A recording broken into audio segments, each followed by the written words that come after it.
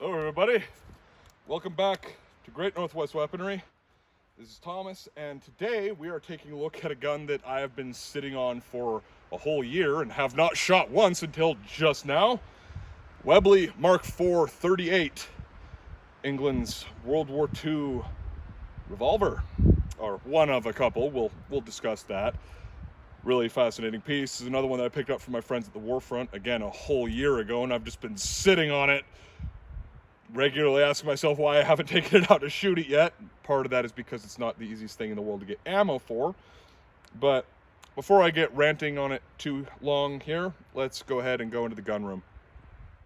The circumstances leading to the Webley and Scott design of the MkIV 38 in the early 1920s is it's interesting. It can be traced directly to the mass conscriptions of World War I, and British brass believing that green conscripts who hadn't been trained adequately couldn't handle the 4.55 Webley cartridge popular at the time in models such as the Mark VI, which we've taken a look at already. I'll actually be posting a link to that video in this one's description.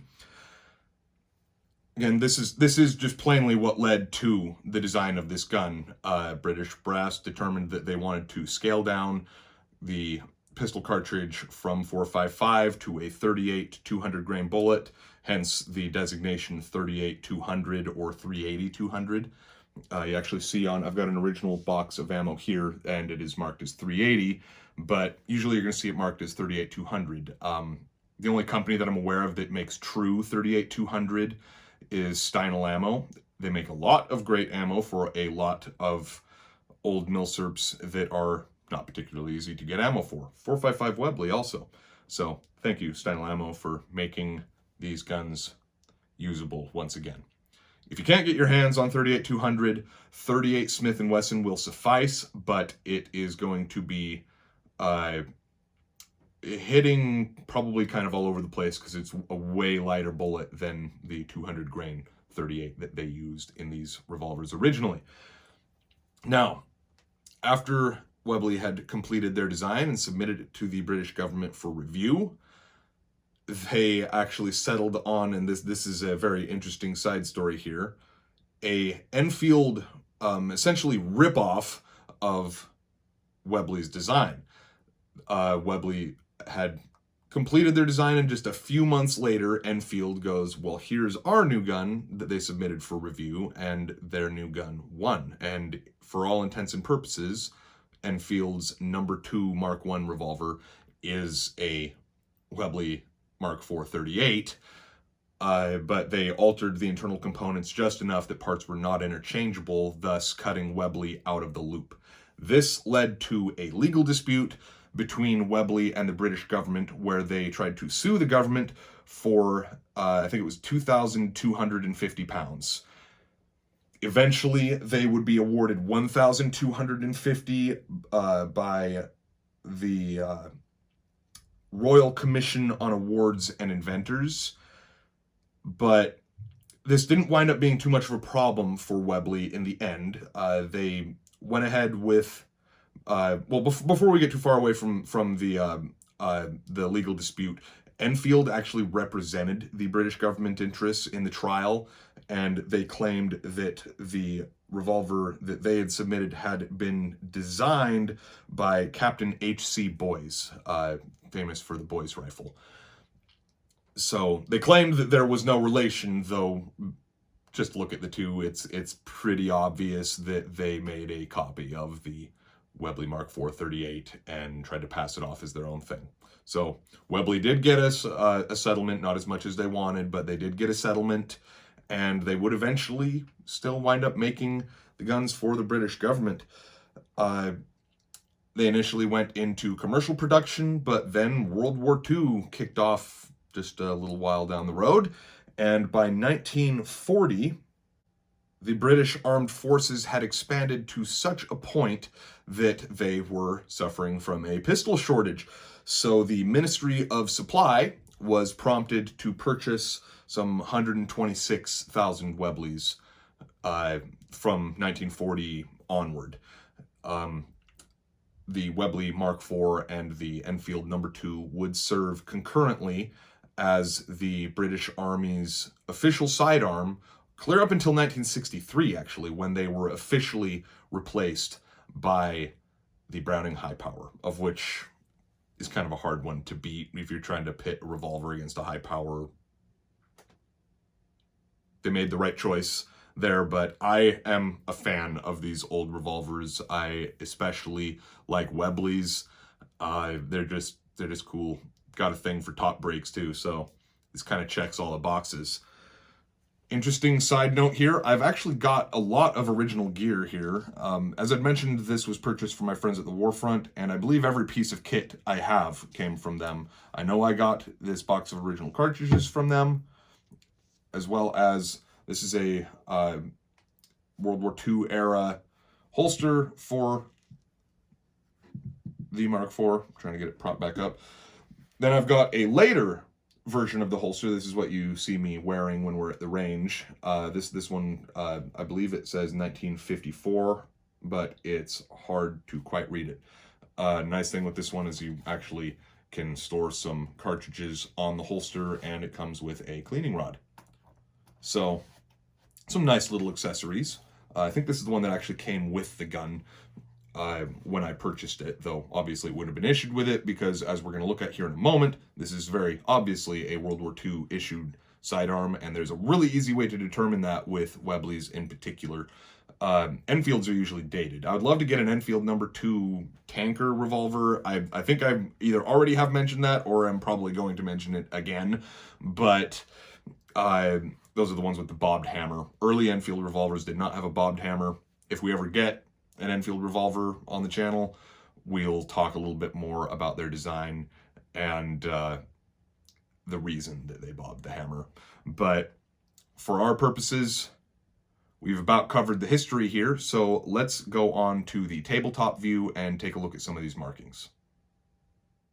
There's a couple of markings on the Webley Mark IV 38 that are worth noting. First off, if you want to identify for certain that what you have is a Webley, there's a couple of quick things to look for. First off, it'll say Webley on the grip very plainly. Then you've also got, right at the tip of my finger here, this little bullet with wings and a W and S stamped. That means Webley and Scott. Now, was your gun issued in World War II? Couple quick things to look for. You're going to see war finish stamped right beneath the cylinder on the right hand side of the gun. This means just what it says, basically, war finish. It means that this is a wartime finish. Webley did this because they were very, very particular about the finish of their firearms, and because of wartime demands, the quality dropped pretty significantly in the actual finish of the gun. And they wanted to denote this plainly for all to see so that there wasn't questions about Webley's quality standards dipping or anything. So war finish stamped guns, pretty quick and easy way to identify if it was issued in World War II. Then, of course, you've got the broad arrow British military acceptance stamps. These will probably appear in a few places on the gun. So you see one just directly below the hammer on the frame, right by my finger there, right at the tip of my finger. There'll probably be a few more scattered throughout. You got a series of proofing stamps over here, your patent number, and then inside the cylinder, you'll have more serial numbers. And quick thing to note, when opening and closing your Webley revolver, you don't want to go just halfway and then try and reef the gun open. You can damage stuff. You want to go until you see that hammer go back a bit and then open it. And when closing it, while you can just force it closed, I would not advise this, as you will over time wear the back of that top strap. So when you get to there, go ahead and open it up and then put it in. If you were in a hurry and using this in combat, you'd probably just slam it closed and go, because you can do that. But for the sake of keeping these old war horses usable and not destroying them, I would strongly advise that when closing these revolvers, you open that strap.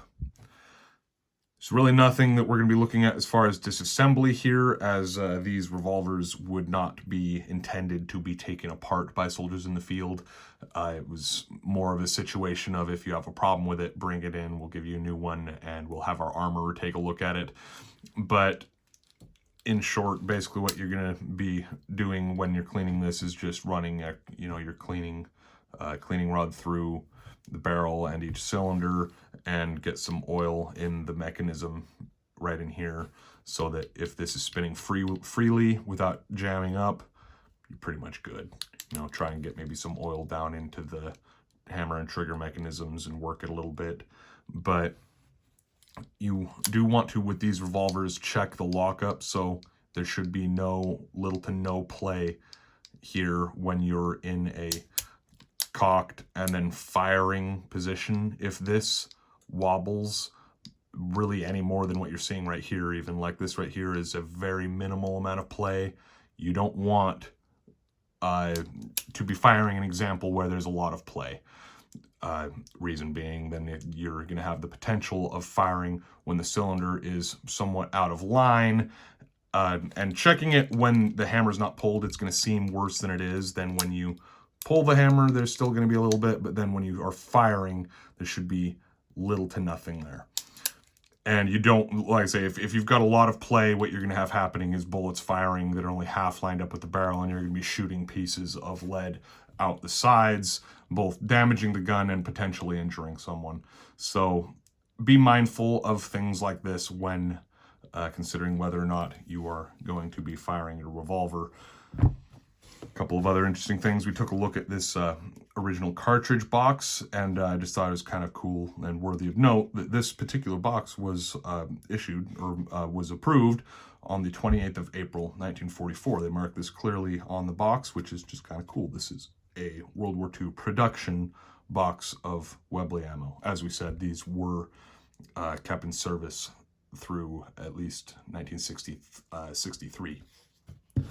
Anyway, let's go ahead and go back out to the range and put another cylinder through this thing. Loading the Webley Mark IV is a piece of cake. It's a brake top revolver, so you got this lever here. You're going to push that until you see the hammer moves back a smidge, and then just prop the top open. Hold 6 shots. 38 200 grain or 38 Smith & Wesson will also work, but the 200 grain is preferable. And there we go, all 6 loaded. Takes a second. You can get speed loaders for these. Close it, just close it like it's a piece of cake. No description really needed. Again, as we discussed, the Webley variants of these guns and the earlier Enfields also they both have a spurred hammer, so you can fire them single action, unlike the tanker Enfield revolver, of which hopefully we'll have one that we can take a look at in the not too distant future. But we're going to do the first 3 single action and the last 3 double action. Here we go.